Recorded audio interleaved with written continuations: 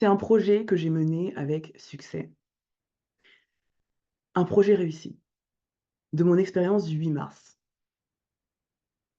Pour ceux qui ne sont pas encore au courant, le 8 mars dernier, j'ai mené un projet à bien qui était lié à la Journée internationale du droit de la femme. Et durant cette journée, j'ai réuni 12 femmes qui étaient inspirantes pour discuter de leur parcours, des défis rencontrés pour réaliser leur projet. Et la réussite du projet que j'ai mené repose sur plusieurs éléments clés, je dirais. Je dirais tout d'abord, ça a été essentiel pour moi de définir un thème pertinent qui répond aux besoins d'un public.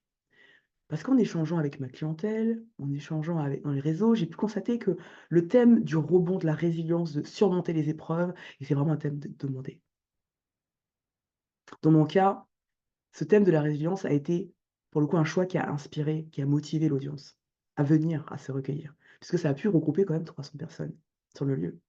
Ensuite, je parle du lieu, c'est important de trouver le lieu adapté, heu, pour rassembler les personnes ciblées et qui vont permettre ce lieu va permettre justement de transmettre cette valeur ajoutée. Et pour le coup, pour ceux qui étaient pas encore pas présents, le lieu, je l'ai fait au Craft, s le bar Le Craft sur Le Havre. La communication a été aussi un autre élément important. La communication était un élément vraiment central pour cette réussite parce que j'ai dû établir justement des stratégies qui étaient marketing, personnalisées. J'ai des stratégies marketing dans mon business. Mais pour cet événement, j'ai dû personnaliser parce que c'est un événement qui est ciblé et malgré les délais qui étaient serrés de 3 semaines et demie pour réaliser tout le projet dans son ensemble, je dis bien dans son ensemble, de l'idée jusqu'à la réalisation, j'ai dû vraiment mener une stratégie de communication qui était efficace avant, pendant et après l'événement. Alors j'ai des éléments qui n'ont pas fonctionné comme je le souhaitais, mais dans l'ensemble, c'est un projet qui a quand même été réussi.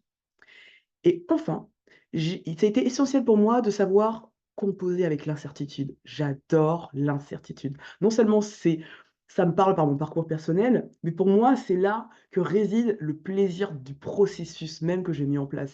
C'est de garder une certaine flexibilité tout en restant concentré sur l'objectif qui a été fixé. Et donc pour ça, si tu veux en savoir un peu plus sur cette notion de résilience, j'ai rédigé un livre numérique qui parle de la résilience et du processus de rebond et que ça a été spécialement créé pour cet événement-là. Alors si tu es intéressé par ce livre, je le partage, dans le lien que tu trouveras en commentaire. Tu le trouveras aussi sur mon en story. Donc regarde bien la story et n'oublie pas que la clé pour mener à bien ton projet est de dresser une liste de ce qui est essentiel pour toi, d'accord?